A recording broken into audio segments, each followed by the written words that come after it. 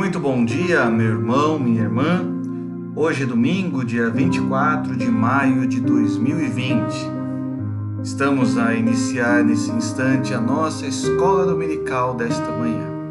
Que o Senhor assim nos abençoe e dirija os nossos pensamentos. Vamos iniciar com um momento de oração nesta manhã. Senhor, nosso Deus e nosso Pai, o Senhor é a resposta das nossas vidas. Tu que és o Deus Todo-Poderoso acima de todas as coisas. Tu que és o Deus Supremo e Soberano. Nesse dia que é do Senhor, nos levantamos, ó Pai, para te louvar, para te servir, mas também, ó Pai, nos levantamos para receber do Senhor o alimento para as nossas almas. Fala ao nosso coração, ó Pai, nesta manhã, pelos louvores, e fala, ó Pai, também ao nosso coração, por meio da Tua palavra, que é viva e eficaz. Guarda-nos, ó Pai, em nome de Jesus é que nós oramos, em nome do Senhor Jesus nós agradecemos. Amém e amém. Como é bom, meu irmão, minha irmã, mais um domingo na presença do Senhor. E hoje iniciamos então assim a nossa escola dominical. Escola dominical que, infelizmente, devido às circunstâncias, não está sendo presencial. Infelizmente, devido às circunstâncias, está sendo remota, mas ainda assim podemos receber do Senhor, pelo seu Espírito, alimento das nossas vidas. E também podemos desfrutar da comunhão, ainda que online, uns dos outros. Vamos começar esse momento louvando a Deus. Nós vamos cantar nesse instante o hino de número 164, hino intitulado Nome Precioso. Louvemos juntos ao Senhor cantando este hino.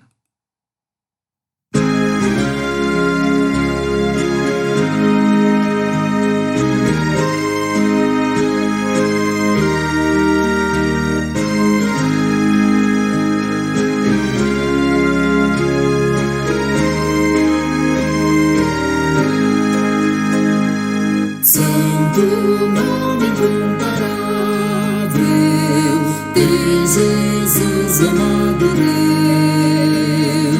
Rei dos reis, Senhor eterno, Deus na terra, Deus nos céus, nome bom dos da fé, a esperança do porvir, nome bom dos da fé, a esperança do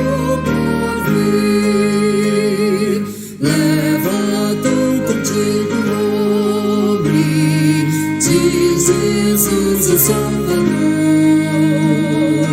este nome dá conforto, hoje e sempre onde for, nome bom dos da fé, a esperança do porvir, nome bom dos da fé, a esperança do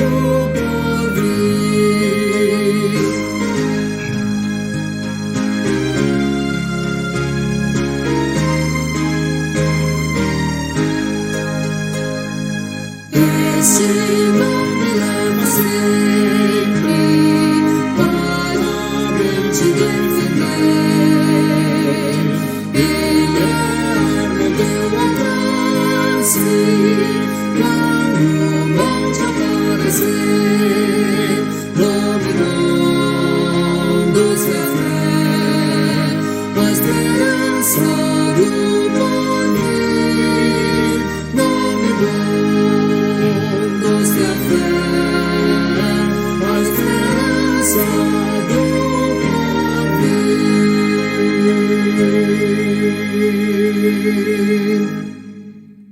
Amém, amém. E como é bom termos esse bom nome que é a esperança das nossas vidas. O nome que alimenta a nossa fé, o nome que traz a graça e a misericórdia do Senhor, o nome que nos leva para desfrutar dos seus propósitos das nossas vidas, a esperança da eternidade. Que Deus assim nos abençoe.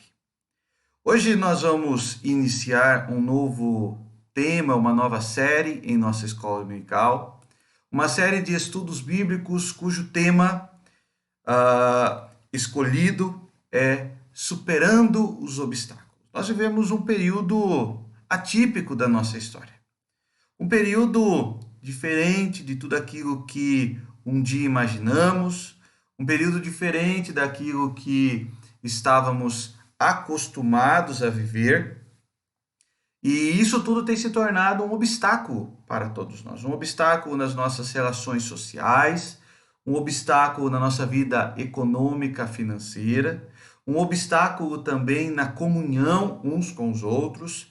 É uma realidade diferente, uma realidade nova e desconhecida, certamente, para todos nós. Portanto, observando na palavra de Deus e pensando em nosso dia a dia, eu escolhi esse título para nós começarmos a meditar nos nossos domingos, nas nossas escolas dominicais. E a base desse nosso tema será os livros de Esdras e Neemias, especialmente o livro de Esdras, que será mais utilizado por nós, que assim como nós, no contexto desse livro, eles enfrentavam um grande obstáculo. E a forma como, pela graça de Deus, puderam superar os obstáculos é o encorajamento para as nossas vidas.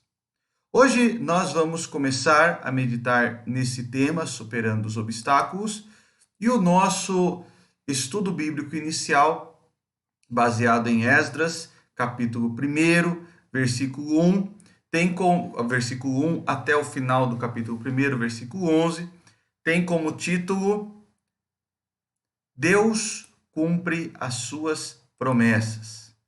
Então, dentro do livro de Esdras, hoje nós começaremos a ver o agir gracioso e maravilhoso do Senhor, cumprindo as suas promessas. Esdras, capítulo 1, nós vamos fazer a leitura do versículo 1 a 11. Deus nos provê a graça para superarmos os momentos difíceis, superar os obstáculos. Vejamos isso na história do povo de Deus, narrada por Esdras. Esdras, capítulo 1, a partir do versículo 1, você pode acompanhar aqui a leitura, vai estar aparecendo na sua tela. No primeiro ano de Ciro, rei da Pérsia, para que se cumprisse a palavra do Senhor por boca de Jeremias, despertou o Senhor o espírito de Ciro, rei da Pérsia, o qual fez passar pregão por todo o seu reino, como também por escrito, dizendo: Assim diz Ciro, rei da Pérsia: O Senhor, Deus dos céus, me deu todos os reinos da terra, e me encarregou de lhe edificar uma casa em Jerusalém de Judá. Quem dentre vós é de todo o seu povo, seja seu Deus com ele, e suba a Jerusalém de Judá, e edifique a casa do Senhor Deus de Israel. Ele é o Deus que habita em Jerusalém. Todo aquele que restar em alguns lugares em que habita os homens desse lugar, o ajudarão com prata, ouro, bens e gado, afora as dádivas voluntárias para a casa de Deus, a qual está em Jerusalém. Então se levantaram os cabeças de família de Judá e de Benjamim, e os sacerdotes e os levitas, com todos aqueles cujo espírito Deus despertou, para subirem a edificar a casa do Senhor, a qual está em Jerusalém. Todos os que habitavam nos arredores os ajudaram com objetos de prata, com ouro, bens, gado e coisas preciosas. Afora, tudo que voluntariamente se deu. Também o rei Ciro tirou os utensílios da casa do Senhor, os quais Nabucodonosor tinha trazido de Jerusalém, e que tinha posto na casa dos seus deuses.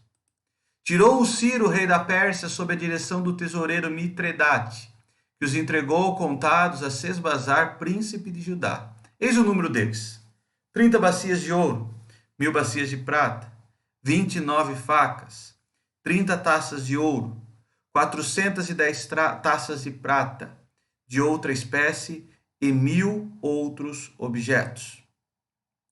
Todos os utensílios de ouro e prata foram 5.400. Todos esses levou Sesbazar quando os do exílio subiram da Babilônia para Jerusalém. Deus cumpre as suas promessas. É maravilhoso nós observarmos, a partir da leitura desse texto bíblico, como Deus ele é fiel àquilo que ele mesmo promete.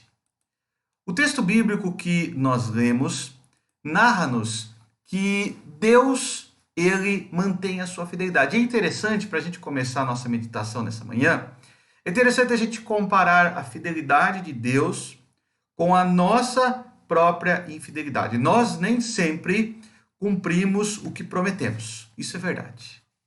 Mas Deus, por outro lado, cumpre o que ele promete. Nós nem sempre somos fiéis àquilo que prometemos. Muitas vezes fazemos promessas até sem o compromisso de cumpri-las. Uma mentira. Muitas vezes até fazemos promessas com boas intenções, porém as dificuldades nos levam a não conseguir cumpri-las. Seja qual for a questão, muitas vezes nós não cumprimos o que prometemos, mas Deus cumpre tudo o que prometeu. Deus, por sua vez, cumpre tudo o que promete. O livro de Esdras vai nos narrar exatamente isso. O livro de Esdras vai nos narrar sobre a fidelidade de Deus. Vamos tomar como base, então, o livro de Esdras para começar o nosso estudo, uma breve explicação sobre o livro de Esdras. O livro de Esdras, ele trata principalmente do cumprimento de Isaías 44, 28, uma promessa que Deus, através dos seus profetas, fez ao seu povo. Mas o que diz Isaías 44, 28? Vamos ver aqui. Isaías 44, 28 diz: Que digo de Ciro? Ele é o meu pastor, e cumprirá tudo o que me apraz. Que digo também de Jerusalém? Será edificada, e do templo será fundado. Quem é Ciro? Quando essa promessa foi apresentada pelo profeta Isaías, não existia o reino Medo-Persa, que é o reino do qual Ciro é o seu imperador. Existia o reino babilônico, o reino assírio, mas o rei do Medo-Persa ainda não. Ciro sequer havia nascido, já que ele é imperador por volta dos 40 anos, quando ele permite o retorno dos judeus, e os judeus ficaram 70 anos no cativeiro. Então, Ciro não existia, mas Deus, na sua promessa, nominou aquele que cumpriria a sua vontade, ou que faria a sua vontade ser cumprida. E qual era a vontade de Deus? A reconstrução de Jerusalém, a reconstrução do templo. O livro de Esdras, portanto, narra-nos exatamente o cumprimento destas promessas. A cidade de Jerusalém está destruída, o seu povo está exilado como resultado da quebra da aliança, e Deus, na sua graça, na sua misericórdia, promete restaurar o seu povo. Deus, na sua graça e na sua misericórdia, promete trazer novamente o seu povo para Jerusalém e restaurar a sua cidade. Por que Jerusalém estava destruída? O povo de Deus foi alertado pelos profetas, conhecidos como profetas anteriores ao exílio, foi alertado que eles estavam quebrando a aliança e que a quebra da aliança teria um resultado. E qual seria o resultado? O exílio do povo. Deus levantou a Babilônia para destruir as 10 tribos do norte. Deus levantou a Babilônia para conquistar Samaria. Posteriormente, Deus levanta a Síria para destruir e conquistar as 2 tribos do sul, que é o reino de Judá, e entre elas, Jerusalém. O templo de Jerusalém foi destruído, os muros foram queimados, praticamente a maioria das casas foi destruída, e a maior parte da população foi exilada. Ficaram na cidade apenas idosos e mulheres, crianças. A força produtiva da cidade foi levada exilada. Já estavam em outra terra, distante de Jerusalém. Mas apesar desse cenário de caos, Deus está prometendo ao seu povo que ele os traria de volta. E através do profeta Isaías, como a gente viu, Deus está nominando como ele faria isso, inclusive citando o nome do rei, que executaria a sua vontade. O livro de Esdras, portanto, nos narra, e nele nós podemos ver a fidelidade de Deus às suas promessas, restaurando o seu povo do sofrimento. No sofrimento, qual foi esse sofrimento? O exílio, estarem distante da sua terra, estarem lá escravizados. Lá, Deus quebrantou o seu povo. E Deus quebrantou o seu povo para que esse povo pudesse servi-lo melhor. É maravilhoso a gente perceber isso, perceber como que isso está acontecendo, né? O sofrimento. A questão do sofrimento é um meio pedagógico de Deus para nos purificar. O salmista vai dizer que foi-me bom passar pela angústia para que aprendesse os seus decretos. Sobre o sofrimento, eu gostaria de usar aqui uma afirmação de C.S. Lewis, autor muito conhecido, sua obra mais conhecida no Brasil, chamada As Crônicas de Nárnia, mas ele escreve muito sobre teologia, muito sobre espiritualidade, e num livro chamado Evangelho Puro e Simples, ele diz: o sofrimento é o megafone de Deus projetado para despertar as pessoas e chamá-las de volta para Ele. Muitas vezes, através das situações difíceis, Deus quer restaurar-nos. Deus quer restaurar-nos para a sua vontade. Deus quer restaurar-nos para os seus propósitos. Deus quer restaurar-nos conforme a sua graça. E Ele usa, inclusive, o sofrimento para fazer isso. O povo de Deus, por 70 anos exilado, sua cidade destruída, viveu dias de sofrimento. Mas no sofrimento, Deus tratou o seu povo. Deus quebrantou esse povo. E esse povo poderia agora voltar para servir a Deus mais e melhor. Nesse livro, portanto, nós vemos Deus cumprindo as suas promessas e os seus propósitos. Nós vemos Deus, mesmo nos cenários mais estarrecedores, fazendo cumprir a sua vontade. Não importa o cenário, não importa a dificuldade externa, não importa o momento histórico, Deus está a cumprir os seus propósitos. É isso que a gente vai aprender ao longo desses domingos no livro de Esdras. Deus está a cumprir as suas promessas e seus propósitos, mesmo nos cenários mais estarrecedores possíveis. Vamos avançar aqui um pouquinho, tomando como base o nosso texto desta manhã e muito mais como uma introdução ao livro de Esdras. Eu gostaria de destacar 2 lições para a nossa edificação nesta manhã.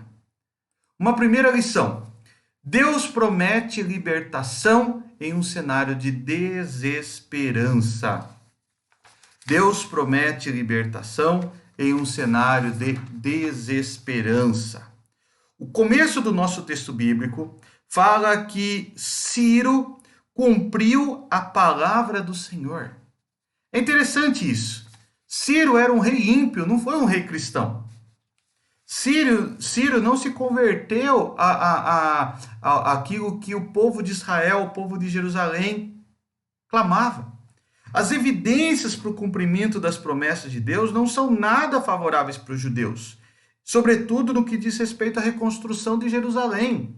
Mas ainda assim, Deus promete essa libertação em um cenário de desesperança. O cenário parecia impossível para a realização das promessas de Deus, mas a palavra de Deus não falha. Quando o povo de Deus foi levado cativo, eles foram levados por um povo extremamente mau. Eles foram levados por um povo cruel, que eram os babilônicos. Posteriormente, os assírios, tão cruéis quanto. E agora chega o Império Medo-Persa, que tinha como uma das suas estratégias a manutenção da religião e da cultura desses povos, Porém, isso não quer dizer que Ciro seria favorável ao retorno deles. Era estranho a gente pensar isso. Mas foi exatamente isso que acabou acontecendo. O cenário parecia impossível, mas de repente surge um império cujo líder, cujo imperador é Ciro, e certamente começa a fomentar na mente daqueles que conheciam a promessa, dizendo: será que Deus vai cumprir a promessa?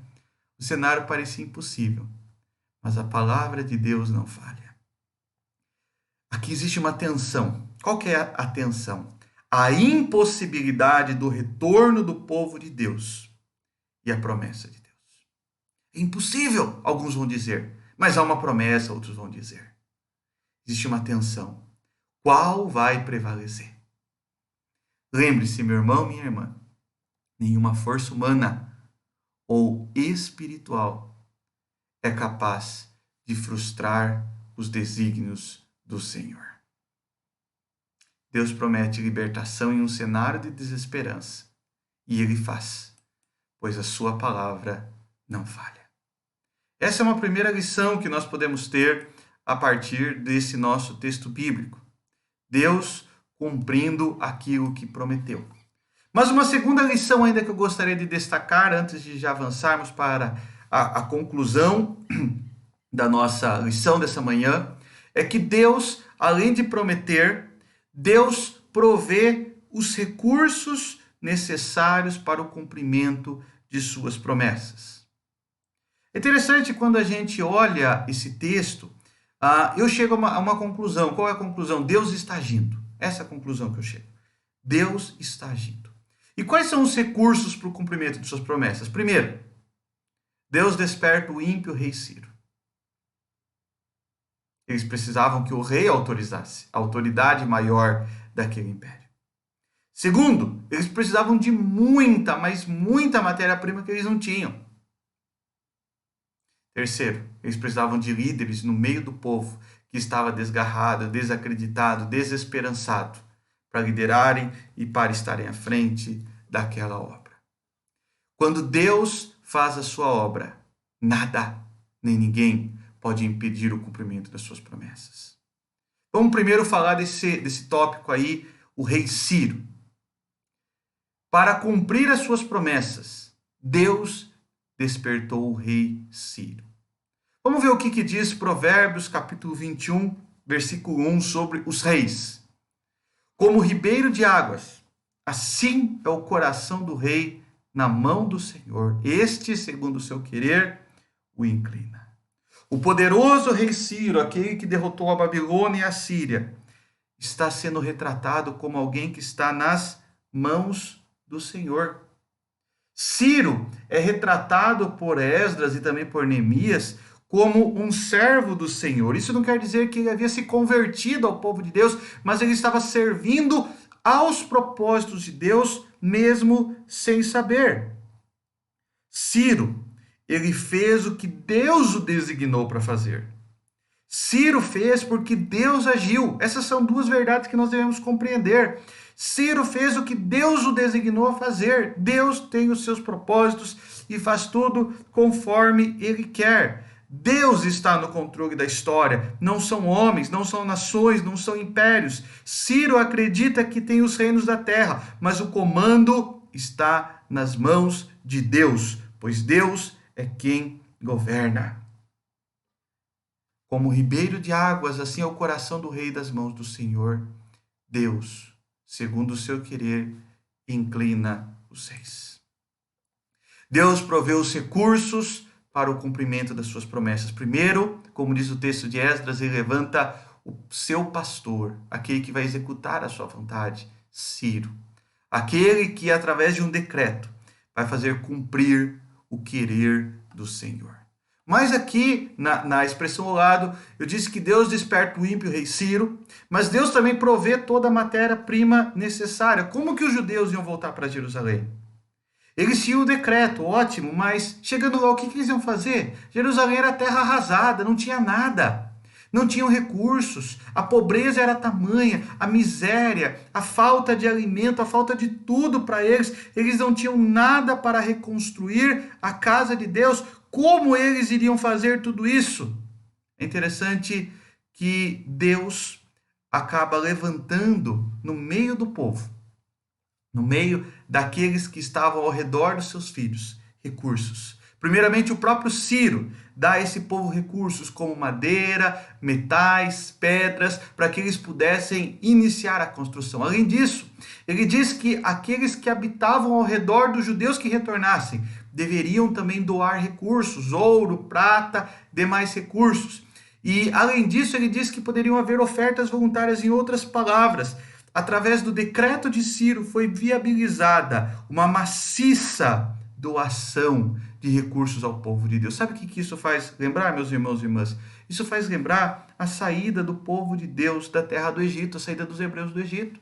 Quando os egípcios não apenas os libertou, falando vão para a sua terra, como também deram a eles animais, deram a eles alimentos, deram a eles metais preciosos, deram a eles pedras preciosas, deram tudo e falaram vão.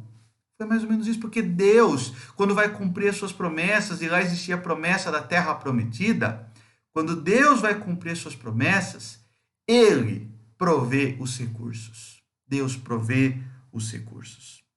Deus pensou em cada detalhe daquilo que era necessário para que seu povo reconstruísse Jerusalém. Não faltou recursos para reconstruir Jerusalém. E não vai faltar recursos para a nossa vida. Deus desperta ímpios para fazer cumprir o seu querer. E tenhamos fé que Deus, para cumprir a sua promessa, Ele provê tudo o que nós precisamos. Ele é o nosso bom pastor e nada nos faltará. Mas ainda dentro desse tópico, além de Deus despertar o ímpio, o rei Ciro, prover toda a matéria-prima necessária para a obra, Ele levanta líderes no meio do seu povo. Ele desperta líderes no meio do seu povo. É interessante que a palavra aqui, despertar, o verbo despertar, ele aparece várias vezes entre os versículos 1 a 5. E esse verbo despertar é a ideia do agir do Espírito Santo no meio do seu povo. Deus despertou, o Espírito Santo agiu no meio do seu povo, movendo pessoas para que essas pessoas entrassem na história de Deus. Em outras palavras, Deus entrou na história dessas pessoas para que essas pessoas executassem a história de Deus, para que fizessem cumprir a história de Deus, as promessas de Deus ao seu povo. É interessante, e aqui o texto também nos mostra isso, né? Que o próprio Ciro, ele preservou os utensílios sagrados do templo. Olha só, Ciro preservou utensílios sagrados de uma religião que não era sua por um longo período. Ele retirou esses utensílios da Babilônia, ele trouxe para a Pérsia, para Suzã, e lá os utensílios estavam guardados. Se Deus se preocupou, se Deus cuidou de utensílios, o que Deus faz conosco, seu povo? Deus cuidou de objetos. Deus cuidou de instrumentos sagrados. O que Deus faz de nós? O Deus que se importa com os pardais que caem. O Deus que se importa com os lírios do campo. Se importa muito mais com os seus filhos. É isso que Esdras está ensinando para nós. É isso que Esdras está mostrando. Deus provê os recursos necessários para o cumprimento das suas promessas. Deus cuida de cada detalhe da vida do seu povo. Observando esta lição, me vem à memória aquilo que Moisés diz ao povo em Deuteronômio 7:9, vamos ver o que diz. Moisés, na liderança do povo, diz: "E saberás, pois, que o Senhor, teu Deus, Ele é Deus, o Deus fiel." Nós saberemos que o Senhor, o nosso Deus, Ele é Deus. E como Ele é um Deus? Ele é um Deus fiel. Deus faz suas promessas serem cumpridas por amor ao seu povo, pois Ele é fiel. A boa mão do Senhor estava com Moisés na liderança do seu povo que saiu do Egito. Estava com Josué, que conquistou a terra prometida. Esteve com reis como Davi na expansão do seu reino. E agora está com Esdras na reconstrução de Jerusalém, porque Deus cumpre as suas promessas. Ele é Deus, Ele é o Deus fiel. Lembre-se, o Senhor, Ele mesmo, provê o que for necessário para fazer valer na vida do seu povo as suas promessas. Deus provê o que é necessário. Nada fica para trás. Diante, então, dessas duas breves lições que nós meditamos nessa manhã, Deus promete libertação em um cenário de desesperança, e sua palavra não falha. E Deus provê os recursos necessários para o seu povo, e Ele, na sua provisão, dá tudo o que precisamos. O que podemos, então, trazer para nós nesta manhã? Eu gostaria de trazer algumas lições ou algumas mensagens para a nossa vida hoje. Primeiramente, Deus está no comando de tudo. Essa é uma primeira aplicação para nós nesta manhã. Deus está no comando de tudo. Nós vivemos um momento de incerteza, de crise política, econômica, social, institucional em nosso país. Como que a gente vai lidar com isso? Independente de emoções, de ideologias, nós devemos lembrar e não devemos perder a visão de que Deus é o supremo comandante do universo. Deus está no comando, Ele é o supremo comandante da nossa cidade, do nosso estado, do nosso país e do universo. Deus está no comando. Salmo 115:3 diz: no céu está o nosso Deus, e tudo faz como lhe agrada. A lembrança desse texto bíblico e a certeza de que Deus está no comando nos leva a dois movimentos. Primeiramente, uma vida de oração. Se Deus está acima dos líderes da terra e Ele os tem em sua poderosa mão, como foi com Ciro, como foi com o faraó, como foi com Herodes no período do nascimento de Jesus, como foi com César no período do apóstolo Paulo. Qual é o nosso dever? O nosso dever é primeiramente orar, crendo que o Senhor pode alterar o coração deles, alterar para fazer a sua boa vontade. O apóstolo Paulo diz que os governantes, eles agem, e toda autoridade instituída por Deus, os governantes agem para o nosso bem ou para nos corrigir. Deus está acima dos governantes. No céu Ele está, no seu trono Ele está, e tudo Ele faz como lhe agrada. Esse é um primeiro movimento a partir do texto bíblico. Primeiro movimento, ore. Ore, Deus está no comando. Mas ainda como consequência desse texto bíblico, somos encorajados a ter uma confiança de que, apesar da nossa perplexidade, apesar do nosso descrédito, apesar do aparente descontrole, tudo está rigorosamente sob os cuidados de Deus. Ele faz como lhe agrada. Eu posso achar que está tudo descontrolado. Eu posso ficar perplexo e achar que isso é o caos. Mas, acima da minha perplexidade, acima daquilo que eu vejo como descontrole, está Deus, fazendo tudo permanecer rigorosamente de acordo com a sua vontade. Essa é uma primeira lição que fica para nós, então. Deus está no comando. Uma segunda lição que nós podemos encontrar aqui: Deus é fiel, apesar da nossa infidelidade. A fidelidade é um atributo de Deus, um atributo que traz conforto, traz segurança. A fidelidade é uma perfeição de Deus, pela qual Ele é fiel não a nós, mas a sua palavra. Ele executa o que prometeu, mesmo apesar da nossa infidelidade. Vejamos o que diz 2 Timóteo 2,13. 2 Timóteo 2,13 diz assim: se somos infiéis, Ele permanece fiel, pois de maneira nenhuma pode negar-se a si mesmo. Ele permanece fiel. Se Ele disse que o amor dele por nós é eterno, nós podemos confiar. Se Ele diz que é fiel, nós podemos acreditar, mesmo apesar da nossa infidelidade. Ele afirmou que estaria conosco todos os dias. Nós devemos descansar nessa certeza. Ele afirmou que estaria caminhando ao nosso lado, que o seu Espírito Santo é o penhor da nossa salvação. Podemos acreditar. A fidelidade do Senhor nunca falhará. Ele é poderoso para fazer tudo o que disse que faria.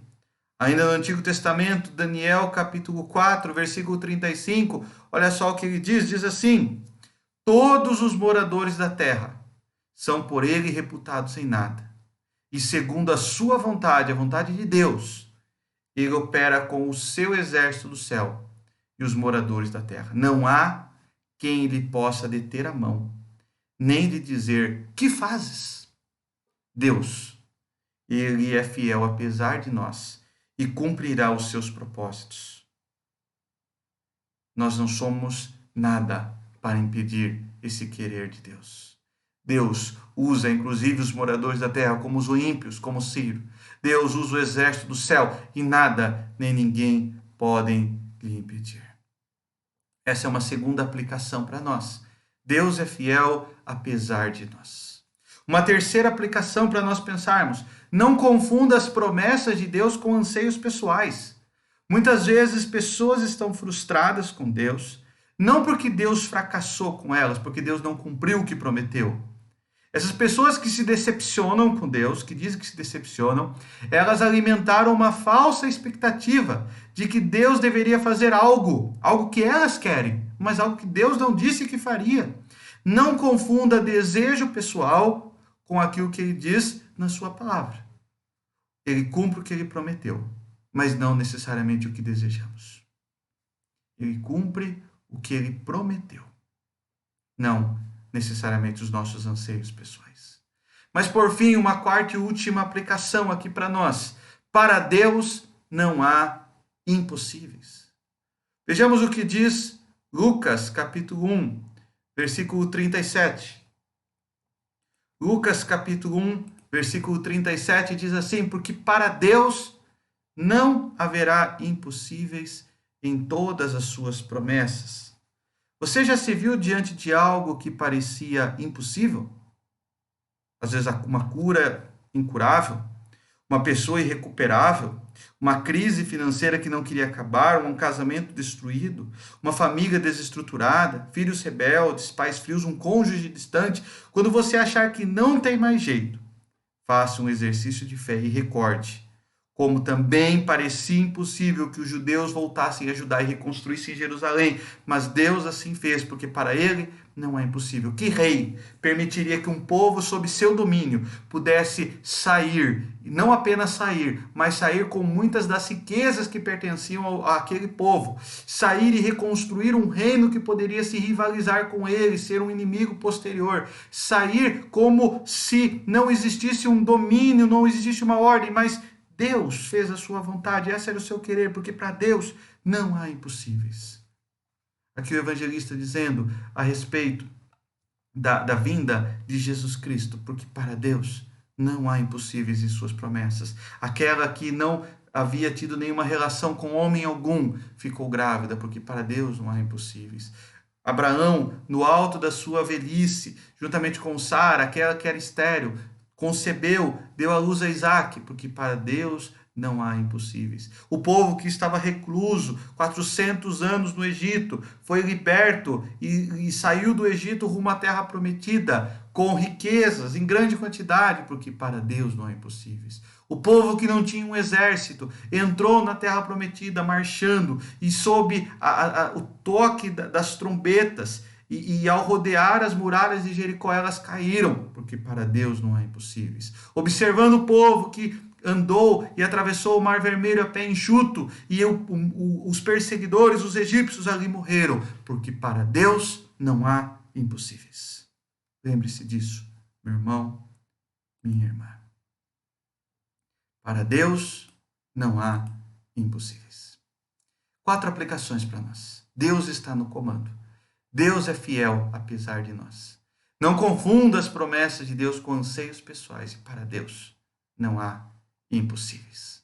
Para nós concluirmos a nossa meditação dessa manhã, Deus é vitorioso sobre todos e Ele cumpre o que promete. Portanto, confie na capacidade do Senhor de cumprir o que Ele prometeu. Mesmo que seja nas difíceis circunstâncias que você enfrenta, como a que nós enfrentamos hoje. Confie na capacidade do Senhor. Ele cumprirá o que Ele prometeu. O livro de Esdras me faz pensar muito em Isaías capítulo 43. Eu gostaria de ler para nós encerrarmos a nossa meditação dessa manhã. Ainda antes que houvesse dia, eu era, e nenhum há que possa livrar alguém das minhas mãos. Agindo eu, quem o impedirá? Afinal de contas, agindo Deus, quem impedirá? Lembre-se, descanse em Deus, com a certeza de que Ele será fiel em cumprir o que prometeu ao seu povo nas suas Escrituras. Este é o Deus em que cremos, o Deus que nos leva a superar os obstáculos. E hoje aprendemos que a superação dos obstáculos começa com a certeza de que Deus cumpre as suas promessas. Não importa as circunstâncias, não importa a pandemia, não importa o momento trágico que vivemos, Deus cumpriu na história e Deus cumprirá ainda mais. Coloque diante de Deus os seus anseios, as suas dúvidas, as suas necessidades, seus temores, tudo que lhe cause inquietação. Descanse em Deus, Ele cumprirá. Que Deus assim nos abençoe e que Deus continue sobre cada um de nós a cuidar e a nos dirigir em nossa história. Tenha um ótimo domingo. Logo mais às 6:30 da tarde, se Deus assim permitir, estaremos novamente juntos, desta vez online, trazendo culto ao Senhor. Na nossa fanpage, no Facebook, você pode acompanhar. Deus te abençoe, tenha um ótimo domingo, sinta-se abraçado. Que o Senhor guarde hoje sempre a sua vida. Amém e amém.